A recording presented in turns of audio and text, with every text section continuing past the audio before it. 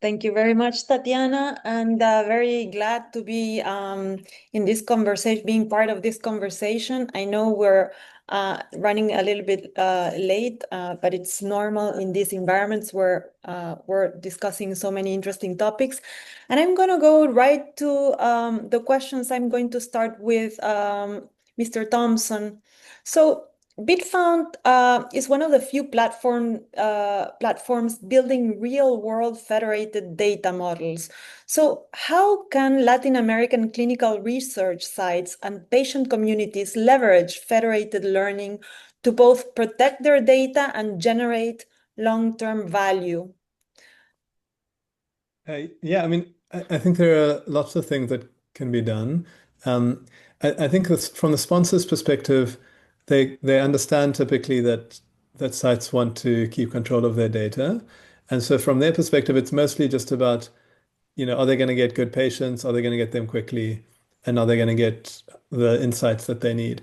So I sort of feel like if sites in Latin America can make sure that they have good infrastructure, things like computational infrastructure, if they're able to standardize their data well, if they're able to um, have kind of faster legal processes for getting access to that data, then in the kind of global world of clinical trials, Latin American sites would actually be among the best anyway, for identifying patients, because many of these things are not things that other countries are strong in.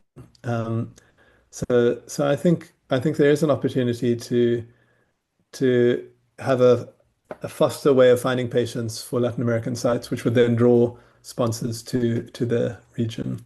But it does require a bit of investment around things like infrastructure and data standardization, and also tooling, of course. Yeah. Thank you, Mr. Thompson, and very glad to hear that Latin America is leading the way. Um, Dr. Bojorquez, I think espero que esté pronunciando su apellido bien. Sí. Eh, Le voy a hacer la pregunta en español, así es más adecuado al idioma que cada uno en el que cada uno se siente más cómodo. Doctor, como líder de una red nacional de centros en México, ¿qué retos operativos o regulatorios prevé en la implementación de modelos de datos federados en los centros de investigación clínica y cómo podemos superarlos? Bueno, antes que nada, muchas gracias por la invitación. Creo que es un tema sumamente interesante y es una gran oportunidad. Hoy que escuchaba a los ponentes, consideramos que puede ser un gran aliado el uso de estas plataformas y de estas tecnologías para que Latinoamérica pueda, pues, ser más competitivo, ¿no? A nivel mundial. Y uno de los grandes retos que tenemos precisamente en México, nosotros contamos con una ley que se llama Ley Federal de Protección de Datos Personales en posesión de particulares.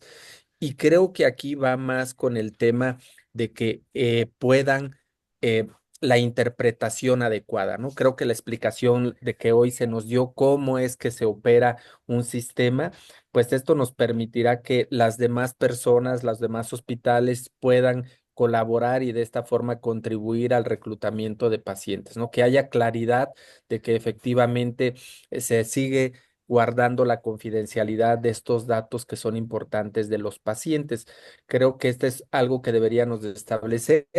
Y lo otro es, pues, algo muy importante que en México, y no sé si el resto de Latinoamérica lo tiene, que estoy seguro que sí, que es la infraestructura, ¿no? Lamentablemente en nuestros hospitales públicos no contamos hoy con toda la infraestructura necesaria para que podamos ingresar este tipo de plataformas y así contar con la información exacta de lo que requerimos y se tenga el análisis para saber qué tan viable es que se conduzca el estudio en uno de estos hospitales o qué tantos pacientes pueden haber en esos hospitales y de esta forma, pues ir a la búsqueda de estos pacientes. Y seguramente uno de los más importantes que habría que empezar a hacer paso a paso es, pues precisamente con los comités de ética en investigación, con los comités de investigación que conozcan el uso de estas plataformas para que ellos en la evaluación de un consentimiento informado ya exista esta información en el consentimiento informado y el paciente sepa y le quede claro de qué información es a la que se puede tener acceso en en un hospital. Entonces, creo que son los tres grandes retos que nosotros tenemos aquí en el país y en los cuales hay que trabajar. Yo veo una gran oportunidad, la implementación de estos sistemas y del uso de estas tecnologías precisamente para ser más competitivos a nivel nacional. Fantástico, muy clara su explicación de los retos y las barreras. Ahora me gustaría pasar al señor Raja Simha. Am I pronouncing your last name correctly? Thank you so much, Felicitas. It's Raja Simha, so Raja J Simha. in the name. But Okay. thank you, Tatiana, Sarah, and the entire team at Pharmacon Global for putting together such a fantastic event today. I'm Harsha Rajasimha. I'm the founder and CEO of Jiva Clinical Trials. I admire the perspective that Tatiana presented on the federated data. So on this specific question on the AWS cloud and clinical trial management, it's interesting because in the context of a clinical trial, of course, AWS has their data centers globally, and we could locate the Latin American data within the Latin American region. But having in a single global trial with hundreds of sites, it becomes tricky to adopt the federated data model in its entirety. Of course, individual clinical trial sites own their own data, but the data related to a specific clinical trial, the sponsors who sponsor the clinical trial will need to will be responsible to ensure that data is all centralized, or even if it's not, ensuring responsibility and oversight on the integrity of the data and protecting the privacy of all the patients. And so can't be fully delegated and federated in the context of a clinical trial. I may be wrong, and I'm happy to be corrected if I am, but that's something to consider. Outside of clinical trial, of course, if it's a healthcare kind of environment, it makes a lot of sense to everything that Tatiana said.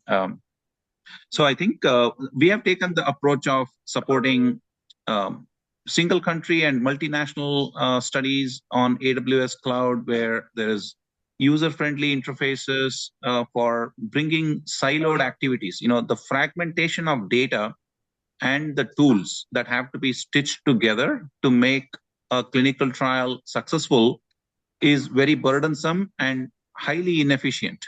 That has resulted in the current situation where there is a significant lack of representation. Language barrier is another, and that's where technologies such as what Netflix or Amazon Prime uses, or even Zoom is using with the subtitles and closed captioning that we saw earlier. Someone speaking in Portuguese or Spanish can be translated into English, and people can participate in trials in their own native language, which may be other than English, and that's the type of representative, inclusive technology innovation that we have implemented within the Jiva unified clinical trial management system. Now, with the advent of AI and agentic AI, that's offering a whole new opportunity to bring unprecedented efficiency to clinical trial management, where humans are spending a lot of time doing manual tasks and activities to verify data errors, data configuration, edit checks, and missing some errors that are emerging much more later and downstream. And those delays can be eliminated with the use of AI and agentic AI, which is what we are implementing within this context of federated research infrastructure. So the legacy infrastructure is not built to support this innovative model that Tatiana suggested, and hence there is a need to develop novel new infrastructure that can fully leverage the modern technologies for federated data, but also for AI. revolution. I will give it back to you, Felicitas. Thank you very much, Mr. Rajasima.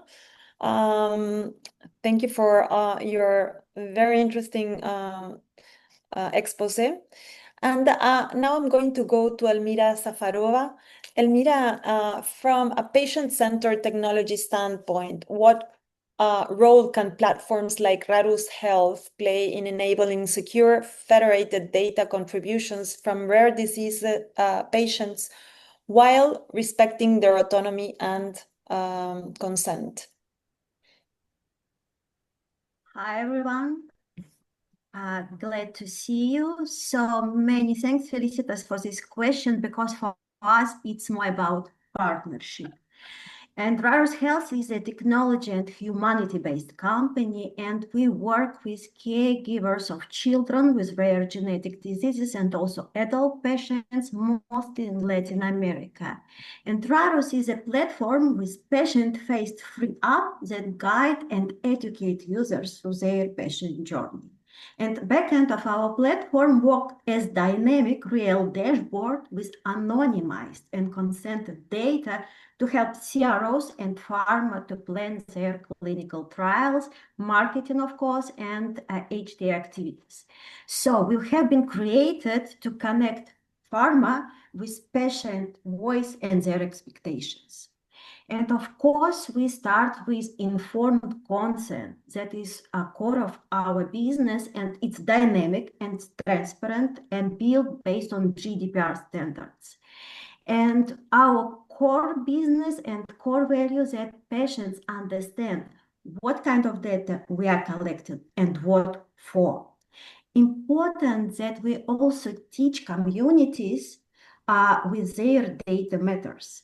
Many families have never heard that their life experience could help shape treatments of policies. But we co-create educational content, host webinars, and also work with patient leaders to build data literacy from the ground. And when families understand why, they become advocates. That improves data quality, trust, and engagement, and in long term.